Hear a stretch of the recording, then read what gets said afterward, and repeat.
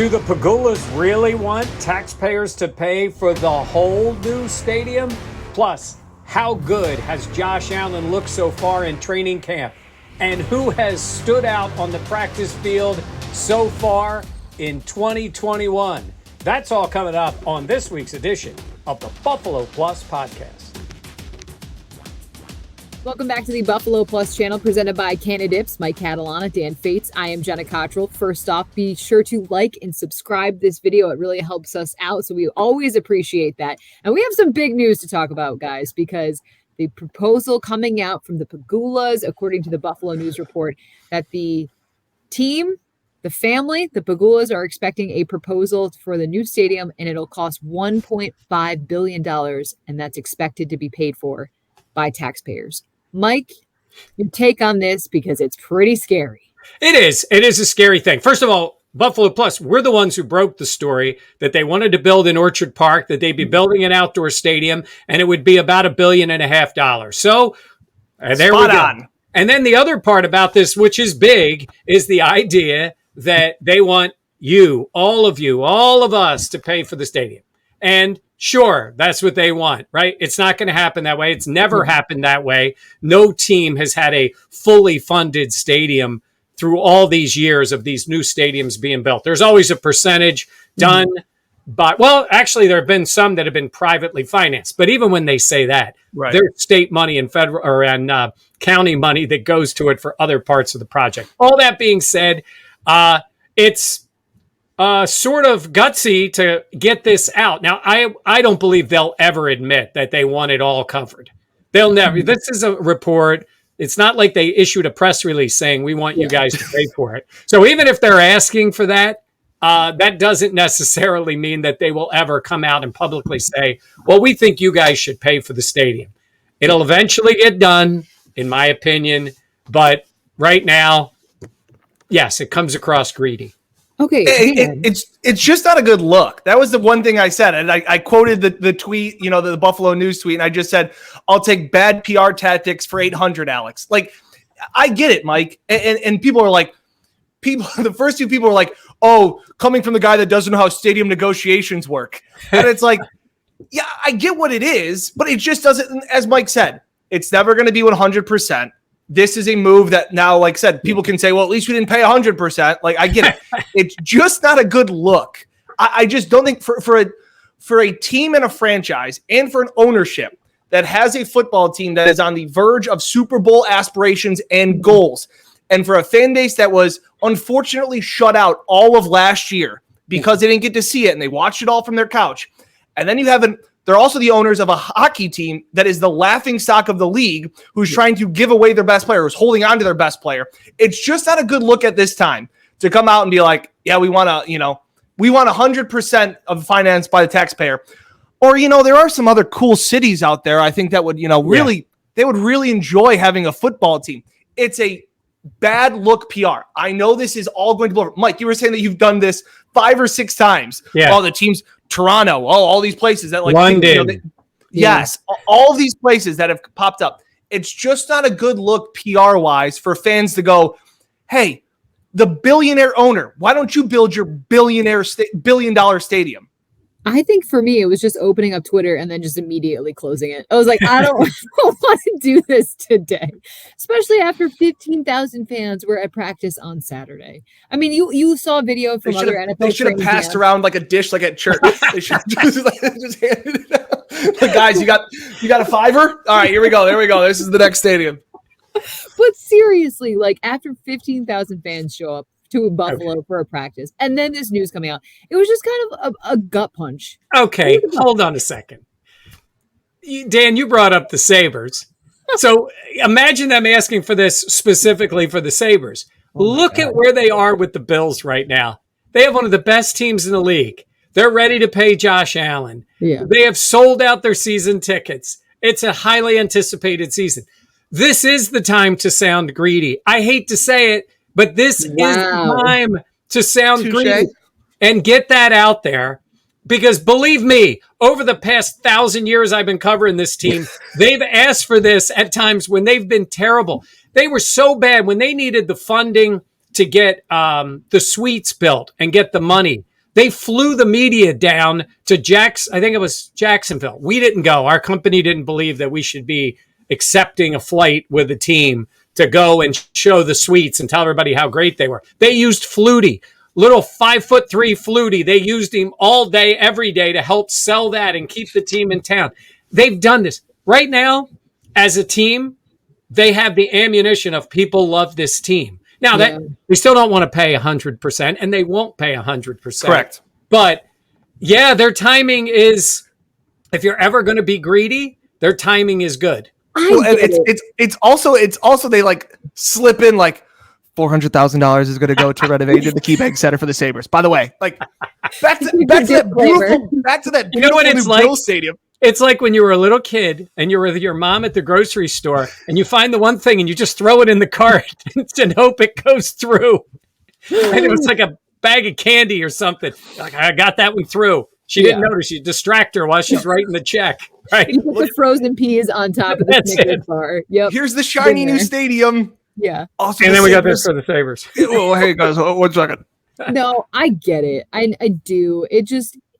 And it was also overreaction because it's scary for Bills fans, the thought of the team leaving. And then, it's obviously Austin, you don't go Texas. to Twitter for your your most conservative take. So it was just a lot, but it's Austin, Texas. First of all, you can go through the list of all the cities that have always been proposed. It's kind of funny with LA because it was back and forth, and then the Raiders there, and then back, and then the Chargers go, and they want their own, all that stuff that's going on. Now, Vegas, it's funny. Vegas never was really a threat because the league, God forbid, gambling, and they'd stay away. Yeah. Then the Raiders jumped in. But we've heard London. We know Toronto. Now it's Austin, Texas. We've talked about San Antonio forever. Yeah. Andrew Brandt said it today. The NFL always uses a city to hold out there and go, see, we could move there. And of course they could. They could also have expansion teams for there, and they get huge money for that. Which, by the way, always remember that. It's a lot better for this league to add teams and get that expansion money than to have a franchise move. But am I telling you there's zero chance? No. It ain't moving to Austin, Texas. I'll just correct. This is the beginning of negotiations, and you always start strong, or you always, have your highest thing set. I feel like I will say you guys are right. I mean, they're starting strong, and then there's how about 100%? But I'm telling you, they will never admit this. They will never say, "Well, we asked for 100, and we're willing to come down to 99." Like, it ain't happening that way. They'll just say, there's those reports, and that's not what our plan. By the way, they still haven't confirmed our report initially about building in Orchard Park. Like, they haven't said a word yet.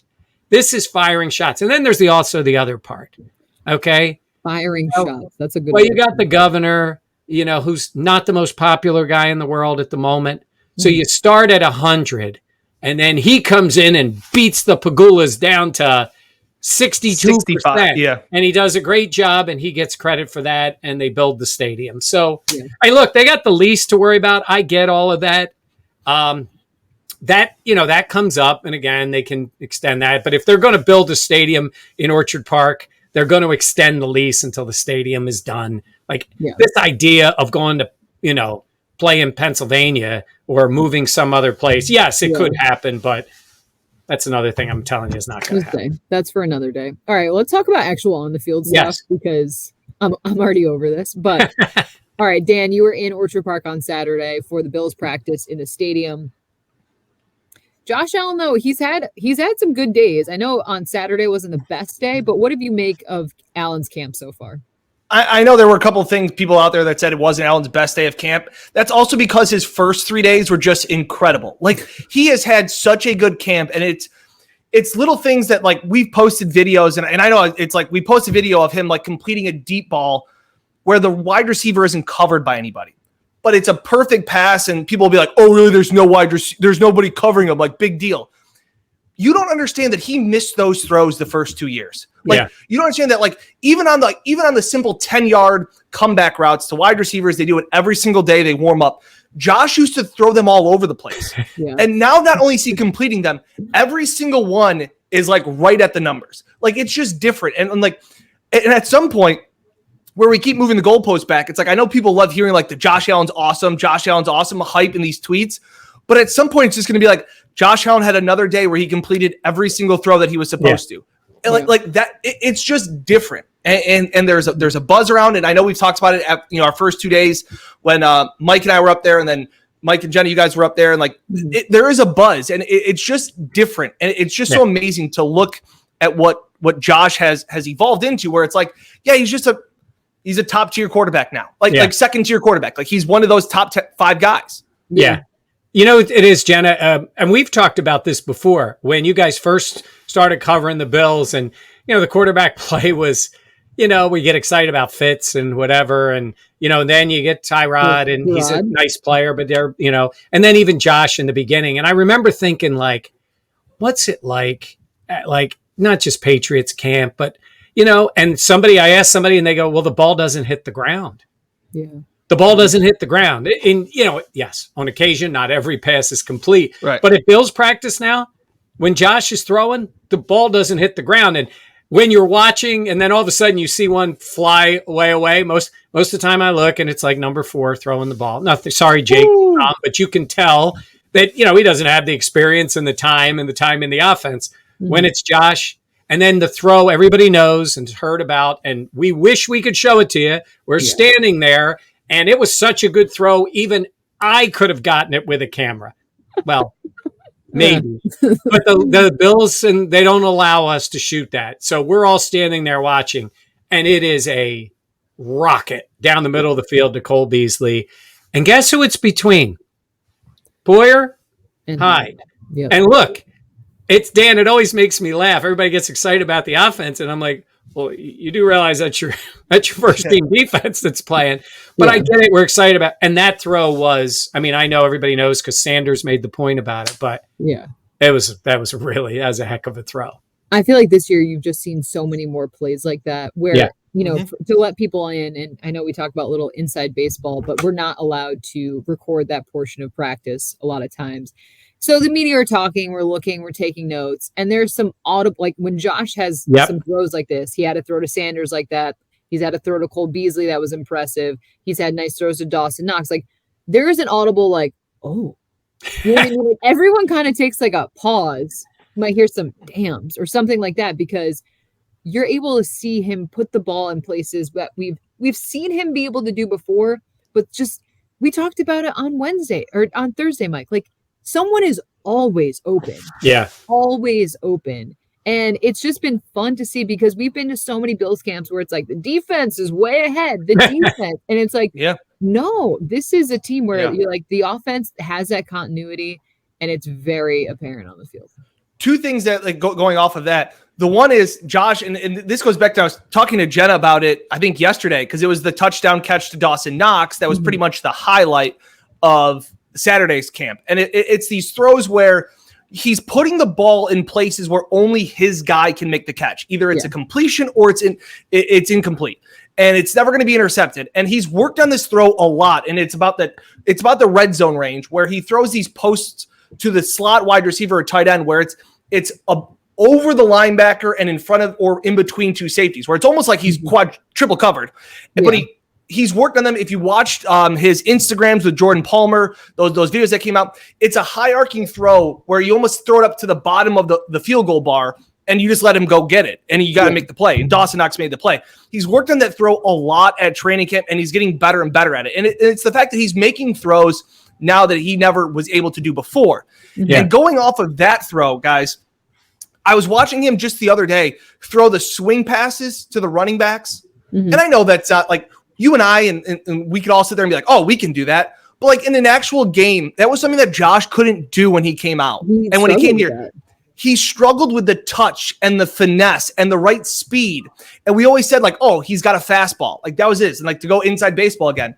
But it's not just the fact that you can now throw a changeup, Mike, or a changeup, Jenna, or a curveball. It's the fact that you can throw a changeup on the inside corner, you can throw a changeup on the outside corner, you can throw your curveball up high in the zone. Like, not only are like he's mastering so many different throws that people didn't think he could, and it's like I'm watching camp and I'm like, yeah, that's a good throw, and like my brain's like, he would butcher those throws, whether he would throw it too hard or he would throw it not in the right position, because like the running back is got to catch the ball and then get his head upfield so he doesn't get crushed by a linebacker. And Josh is just putting it like it's a handoff, like you've seen Brady do 100 years, running now, where he just puts it like it's a handoff to like the running back or the wide receiver. So that's what's impressed me a lot. Yeah, I agree. I think what I was noticing, Jenna? Yeah, Jenna, what I was noticing was, Josh knows that there's a lot of attention on him. And, we've talked about that maybe during this season, if he gets off to a slow start, everybody is going to be commenting on it. And sometimes you see a guy come in with confidence and they're not as not worried, but they're not thinking like, don't worry about it. A few rough days and I'm working on some stuff. To use a baseball analogy, like Dan was saying, it's like it's spring training when that pitcher's working on the curveball and he gets shelled in a game and people get all worked up and he's like, hey, I'm working on stuff. That's not the way Josh has been. He has come in ready. And I think he's come in to set a tone that he wants to hit the ground running, because I don't think he's going to play a lot in the preseason. I think this is his preseason. I think he's going to get ready, and then we're going to get a lot of Mitchell Trubisky in the preseason to see how he does. But I think he's come out and said, I'm going to look maybe not regular season ready, but I want to be accurate. I'm going to work at practice. And look, we can talk about Brady all anybody wants, but that's the way people talk about Brady. Like he practices that way so that he is ready. And I think Josh worked awful hard in the offseason to fix the things Dan was talking about. And he wants to show it off a little bit. And I think he's been doing that. Yeah.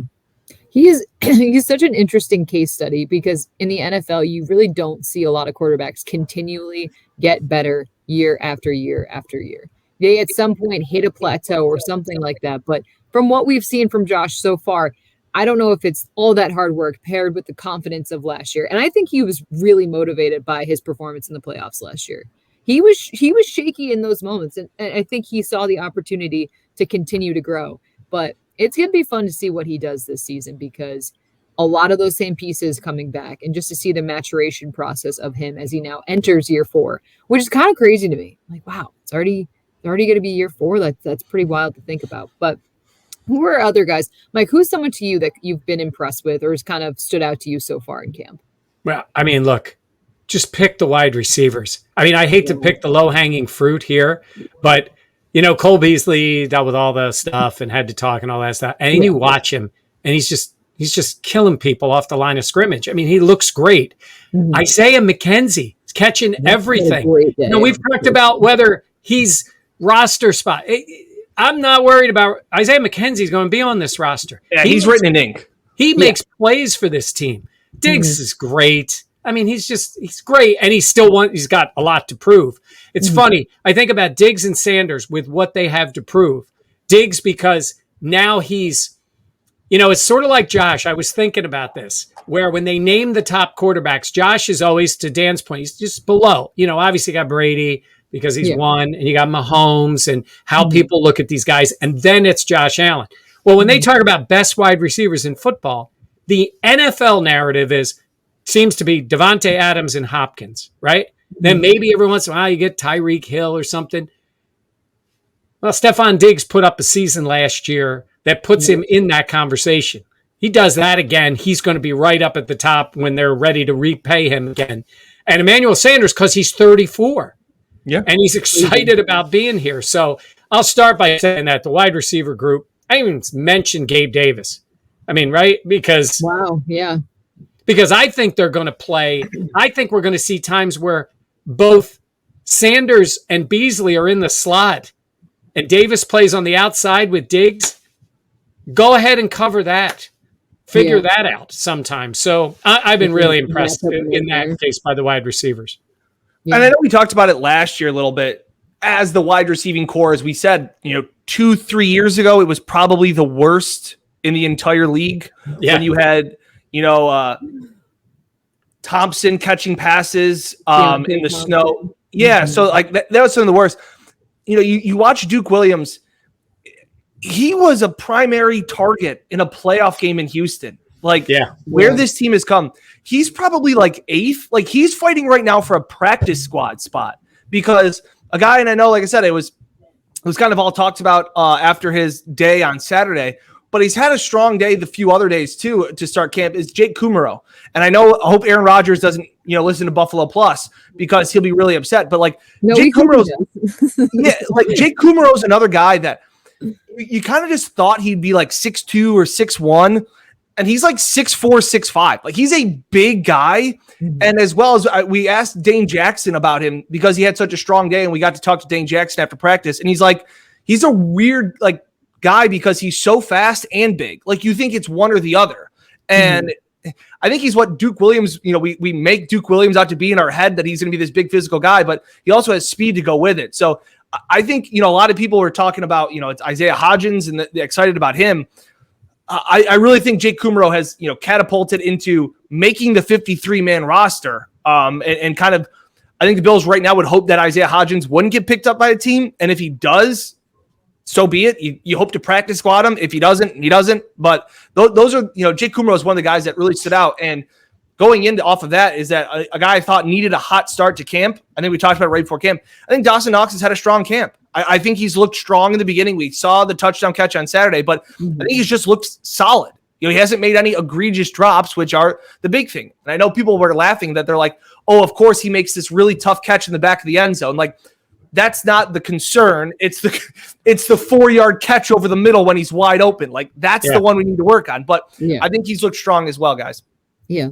Yeah, I would agree with all those points. And it's cool to see how the wide receivers just as a whole, as a group, I know you're obviously talking about Dawson Knox, but going back to the receivers for a second, there's just so much depth there. And I feel like there's so many different skill sets and what they bring to the table. I agree with you. Like Jake Kummerow, I was super impressed from what I saw from him because he was, a fringe practice squad type of guy. Obviously, we know Aaron Rodgers is a huge fan of him, but just seeing what he's been able to do at practices, it's fun to see that when you go all the way down the depth chart and you're like, wow, there's so super talented players that are wide receiver 6, 7. Like, where are we going to be at? So that's definitely something that stood out to me. I would say, like, defensively, maybe I'm biased because the defensive line was working out right in front of me. But I will say, what I noticed in the little tidbits that I saw was the Bills invested heavily in their defensive line this offseason. But one of the things that I kept noticing was Mario Addison kind of pulling aside these younger players, Gregory Rousseau, Boogie Basham, players like that, even talking to Ed Oliver, and kind of just setting them up and talking to them and kind of giving them little bits and pieces, almost like a coach on the field. And look, I know that's not, it's not like he's excelling out there in practice. I didn't see any flash plays from Mario Addison, but I just love what he was adding to the younger players and helping them out and being that kind of guiding light on the sidelines. Because for a lot of these guys, like Gregory Rousseau, they're trying to figure things out. A lot of these players didn't really have this experience last year. So for the rookies to get that experience, I just think that's huge. And I think that just helps to get them acclimated to the NFL and get them ready for the season ahead, because we know that that's something that's going to be really important. Yeah, absolutely. They added a bunch of size too. I think that's a big thing. Leslie Frazier talked about how last year they were one of the smallest defensive lines, and that they were kind of these small, scrappy guys. And Jenna, I'm sure you noticed it. Standing by them, they're massive. Like Boogie Basham is massive. Harrison Phillips came back. He looks noticeably bigger. Having Starr back, even Starr, who was slimmed down. He was talking about before training camp at OTAs. He's like, yeah, I'm a little bit lighter than. He's like, I usually play at about 308. He's like, I'm about 304 right now. And it's like, oh my gosh. Okay. Like, so you're not at your weight that you want to be at. Like, it was kind of funny. So I just think that, and obviously like Gregory, so you can't put into words how much taller and bigger he is. Yeah.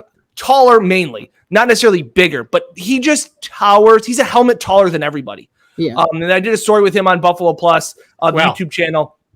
It's really good there. That just the fact of it's comical that he's like, yeah, I've heard it all before. How's the weather up there? Yeah, I am tall. And Micah Hyde even added that there's an intimidation factor that when a guy's going to line up across from Greg Rousseau, just the fact of like, guys, when guys look like that, there's a concern. Yeah. And he brings that to the defense. And it is funny. He is literally a head taller than everyone else. I want to do a quick aside, little quick note. We want to say thank you to Canadips for sponsoring our podcast. And they have something really cool going on right now. So Canadips is basically a CBD company that they have for non-nicotine, non-tobacco kind of like dips that you can have. Mike, Dan, and I, we've all enjoyed our using experience so far. And they have something really cool. So it's called the Game of the Year contest. And basically it's for you can just head to CanadipCBD.com and enter to win. So one winner will be chosen to bring a +1 to any regular season NFL game, airfare and lodging included. Great scenes for the game as well. So one lucky winner is going to be randomly chosen for the fan experience of a lifetime. So head to CanadipCBD.com and enter for the official @Canadips Instagram. Type it all the way out to find the one with the blue check mark. The winner can see a really cool game. And Bills fans, I'm thinking, maybe a Tampa game, maybe the Nashville game, maybe the Chiefs game. Like there are a lot of options, and Canadips is going to have and hook you up with the fan experience of a lifetime. So go to CanadipCBD.com to apply. Pretty Mike, cool. What'd you say? Mike, you back with us? Yeah, I'm back. Right. I just took a brief aside here. Your internet checking out the Canadips. Hey, how about somebody maybe picking that New Orleans game on Thanksgiving? Right. That's true. You want to pick a game. I mean, there's some really, games to really highlight for this year. The other thing I wanted to mention with you guys is the vibe at practice, the energy at practice. And I think that's important. We talked in the off season about continuity, and it was McDermott, I think, who said, there can be a downside to it because everybody's heard the same voices and the same things. Man, I don't sense that at all. I sense an energy, and I think a guy like Emmanuel Sanders brings that. In addition to the other guys that have already been there. But what is it, 21 out of 22 guys starting from last year in some form, right? And then, and it's like Sanders, depending on who you think of, it's odd starting numbers. By the way, if you ever look at like the Pro Football Reference on starts, because it is based on the lineup that gets put out there, but you guys know who the starters are. There's really more than 22 starters on this team. But it's the same guys, right? It's the same lineup, and it's easy to get into that. We've been there and done that. I love the energy. I like the pace that they practice at. I like it. Now, it's funny, you guys mentioned Rousseau, that being a foot taller. He's a foot and a half taller than normal people because the bubble helmets. And sometimes I feel like we got to explain this when you see them, but it's kind of a cool thing that they're using to cut down on the contact, the hits to the head. Not all those hits that cause the problems are the crunching hits over the middle and a big collision. It's the constant pounding on the helmets there. So they wear these kazoo helmets. They call them the Mark Kelso's because Kelso of the Bills used to wear that, bigger helmet for the very reason. But when you see practice video, that's what it is. Rousseau's he goes from being 8'3" to 9 feet tall when he's wearing his bubble helmet at practice. Well, I said there are three things now that will always be true for the Bills. Josh Allen looks good in shorts. Tremaine Edmonds is young. Greg Rousseau is tall. Those are the three things I know. That's it. Those are the three absolutes. Playing the hits. I will say I was actually pretty impressed by the energy at practice. We were there on Thursday, and look, it was day 2. But we've seen a lot of times where, it's a grind for the NFL season. There was pop to practice. Players were chatting, but it was focused. There was good energy. You saw the defensive line, everyone jawing at one another. And I asked Jordan Poyer after practice, you guys know where you want to go. You know where you're at right now. How do you get there mentally? Because it is such a grind. And he was just talking about the fact that everyone knows everything has to be earned yet again this year. And with so many guys coming back, he talked about how the team has a sour taste in their mouth with how things ended in Kansas City. But I just feel like the team at hand knows what they need to do. And I think it's just that Sean McDermott message of you got to re-earn everything. You're not going to get back there just because you were there a season ago. Well, Mike made the point to me. We're watching practice the one day, and Mike goes it's so much different. And I can't really remember much of last year because it was so limited. They pretty much treated last training camp like it was a practice, and we pretty much got ushered out. We weren't even able to watch the whole thing. So it's kind of different there. It was the sense I get is they're they're in mid-season form now. They're not walking through things or trying to get their conditioning up.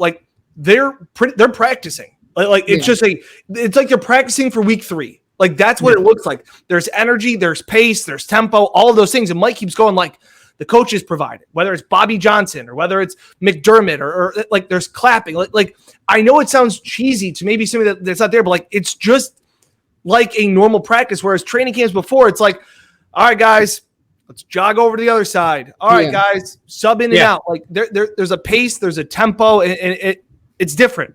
Can I say, I noticed when we were in the facility, because on Thursday it was raining, and we haven't been in the facility in a while because of COVID and everything. And before, they used to have these posters hanging up of Jim Kelly and other notable players.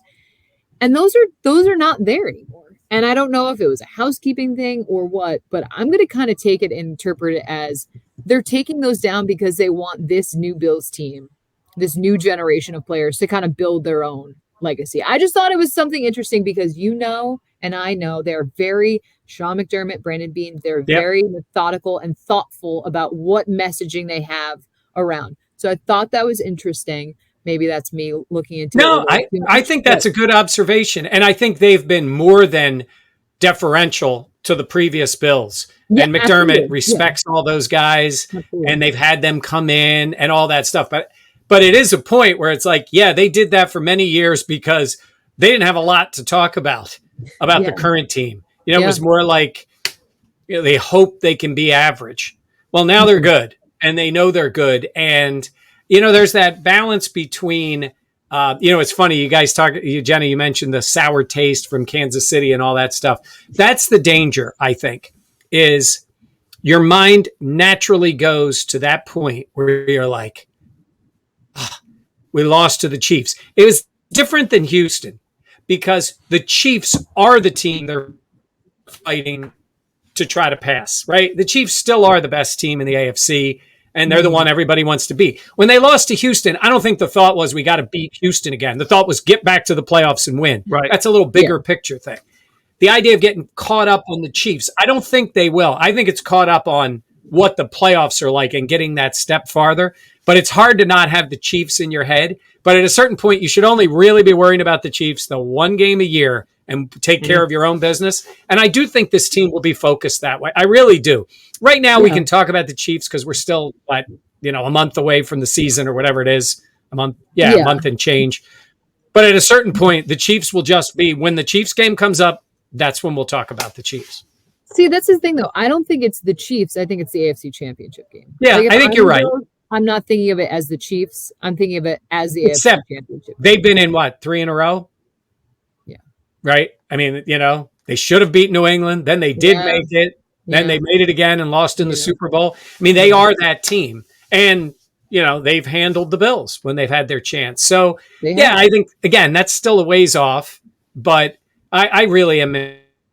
I'm impressed by the return of guys, the shape they're in, the energy of the practice. And it is, you just said, it's week 1. We're coming into week 2. We'll see how things go. But I think it's been pretty good. I agree. Agree. Well, we will be up in Buffalo again all this week, getting you ready as the Bills have training camp practices returning on Monday. For Mike Catalana and Dan Fetes, I am Jenna Cottrell. Please like and subscribe on the YouTube channel. We hit 6,000. 6K. Yeah, we hit 6,000. So it's really exciting. We always appreciate all the support. Be sure to comment any videos you'd like to see coming up as well. We'll have more reports from training camp, players that have popped out, as well as practice reports. All of those great things. We'll have it coming up. For Mike, Dan, I'm Jenna. Thanks for listening, watching, and please subscribe. We'll catch you next week.